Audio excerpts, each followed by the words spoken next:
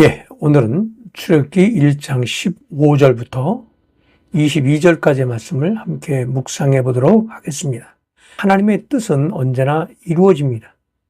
그러나 그 뜻이 이루어지는 과정은 반드시 평탄하거나 인간적인 계산 안에서 이해되지 않습니다. 오히려 때때로 그 과정은 고통스럽고 위협적이며 불의와 폭력이 만연한 상황에서 이루어지기도 합니다. 출애굽기 1장 15절로 22절은 바로 그와 같은 상황이라고 할 수 있죠. 이스라엘 백성은 고통 가운데 있었고 바로의 악한 계획은 백성의 생명 자체를 위협하고 있었습니다. 그러나 이런 절망의 순간 속에서도 하나님의 구속사는 중단되지 않았으며 오히려 더욱 힘있게 전개되어 갔습니다.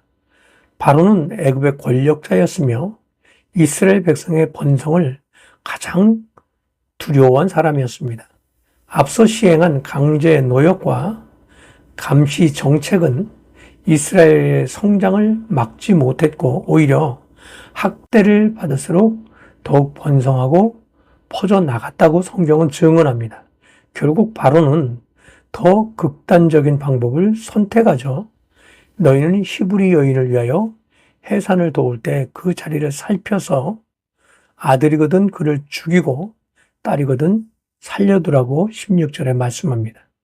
이는 단순한 행정명령이 아니라 민족 말살을 위한 악랄한 계획이었습니다.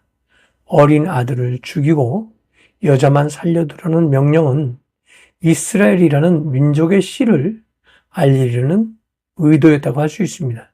이런 명령은 인간의 권력이 하나님의 뜻을 거스르려 할 때 얼마나 비정하고 폭력적으로 변하는지를 보여줍니다. 하지만 성경은 분명하게 선언합니다. 사람이 마음으로 자기 길을 계획할지라도 그의 걸음을 인도하시는 이는 여호와시니라. 잠언 16장 9절에 말씀한 바가 있죠.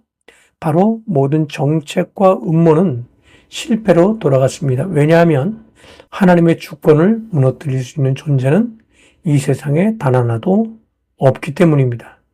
바로의 계획이 숲으로 돌아간 데는 두 산파였던 시브라와 부하의 용기 있는 믿음이 있었기 때문입니다. 성경은 그들의 이름을 구체적으로 기록합니다. 역사 속에서 권력자들의 이름은 흔히 등장하지만 이름 없는 여성 두 사람의 믿음이 하나님의 구속사를 이어간 결정적인 열쇠가 되었다는 사실은 놀라운 대조라고 할 수 있습니다. 그러나 산파들이 하나님을 두려워하여 애굽 왕의 명령을 어기고 남자아이들은 살린지라 17절에 기록했었죠. 그들은 생명을 지키는 일, 하나님 앞에서 정의를 지키는 일이 바로의 명령보다 우선됨을 알고 있었습니다. 그들의 순종은 세상의 권력에 대한 도전이 아니라 하나님의 권위를 진정으로 인정한 믿음의 표현이라고 할 수 있습니다. 산파들의 행동은 매우 위험했죠. 생명을 구하려다가 자신들의 생명을 잃을 수도 있었기 때문입니다. 그러나 그들은 하나님을 경외하였으므로 하나님이 그들의 집안을 흥왕하게 하였다는 복을 받았습니다. 오늘날도 마찬가지입니다. 하나님을 경외하는 자는 세상의 흐름을 두려워하지 않습니다. 세상의 강요와 유혹 앞에서 타협하지 않고 믿음을 지키는 자들을 통해서 하나님은 그분의 뜻을 이루십니다. 여호와를 경외하는 자에게는 견고한 신뢰가 있나니 그 자녀들에게는 피난처가 있느니라는 잠언 16장 26절의 말씀을 기억할 필요가 있겠죠. 이 시기에 이스라엘 백성은 공포의 시대를 살고 있었습니다. 아들을 출산하면 언제 잡혀갈지, 언제 죽임을 당할지 모르는 상황에서 그들의 삶은 절망과 두려움의 연속이었을 것입니다. 그들은 선택할 수 있는 것이 아무것도 없었고 저항할 수단도 지도자도 없었습니다. 22절에 말씀합니다. 아들이 태어나거든 너희는 그를 나일강에 던지고 딸이거든 살려두라. 이 마지막 공개적인 명령은 바로의 정권이 얼마나 무자비했는지를 보여주고 있습니다.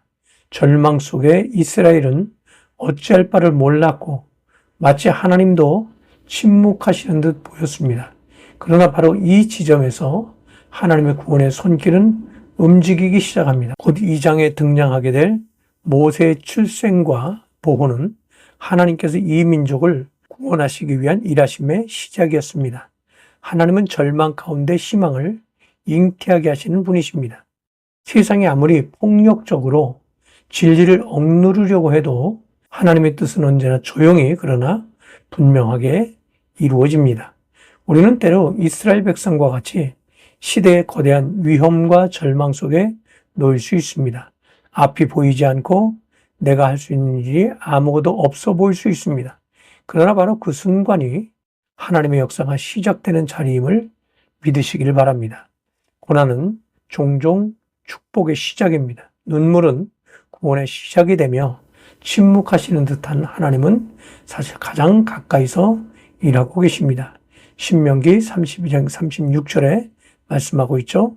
여호와께서 그 백성의 억울함을 풀어주시며 그 종을 불쌍히 여기시리로다. 예, 하나님은 오늘도 하나님의 뜻을 거스리려는 세상의 힘 앞에서 믿음으로 순종하는 사람을 찾고 계십니다. 우리가 시프라와 부하처럼 하나님을 두려워하며 믿음으로 살아가게 된다면 하나님 우리의 가정을 흥왕케 하시고 우리를 통해 세상을 새롭게 하실 것입니다. 절망하지 마시기 바랍니다. 포기하지 마시기 바랍니다. 하나님의 계획은 지금도 여러분의 삶 가운데, 우리의 시대 가운데 이루어지고 있습니다. 하나님을 두려워하고 의를 따라 사는 삶을 살아가는 성도들 위해 하나님의 은혜와 보호하심이 충만해지기를 주님의 이름으로 부탁을 드립니다. 감사합니다.